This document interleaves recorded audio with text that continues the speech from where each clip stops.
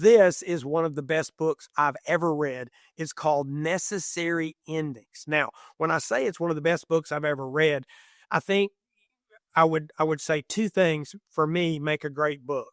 One is content and the other is context. And so the content is rock solid, but let me tell you why this spoke to me from a context standpoint is I have always struggled with necessary endings. And so Henry's premise, I'll try to do it justice here really, really succinctly, is, and I know Henry, he's explained this to me one-on-one because he wanted to be sure I got it, but he explains it in detail in the book, is he believes that what differentiates the very best leaders on the planet from all the other leaders is their willingness and ability to embrace the concept of necessary endings. And you think about, really? You think about all the things. He said, yeah, well, the best leaders need all the things. But if you lined up all the best leaders and look for the top 0.1%, they can make the hard decisions regarding necessary endings.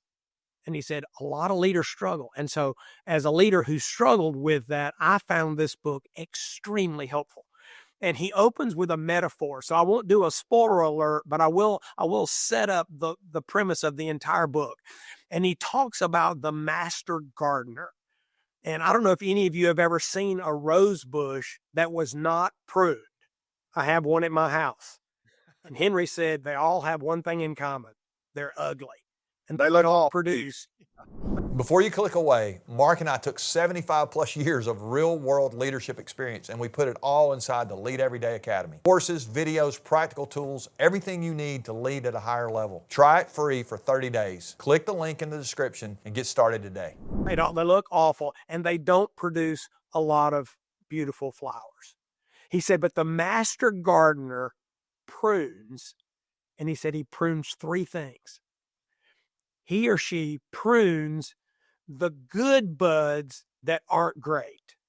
And he said the great leader will prune good things that aren't great. He said, well, why wouldn't you keep all of the good stuff? Well, the gardener knows that the bush can produce more buds than it can actually sustain. They will not all flourish if you've got too many. So the gardener, like the leader, is making some choices. Which of these things do we think have the greatest potential? The others, the gardener will prune.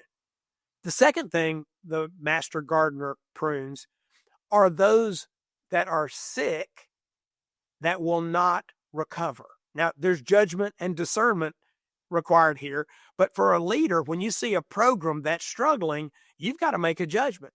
Is this something we can salvage? Can it become great? Or is this going to be a slow curve to worthlessness?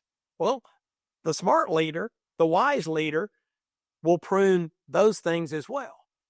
And third and finally, Henry said, the master gardener prunes those branches that are already dead. Well, how's that apply to me and you? There's a lot of stuff in many organizations that are already dead, and meaning they're not adding value, but people are still going through the motions.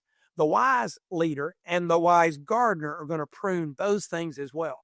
And when you and I develop that mindset and that lens on the world around us, and then muster the courage to do that type of pruning when needed, the things that remain have the greatest odds of flourishing. And this book is all about how to learn to do that.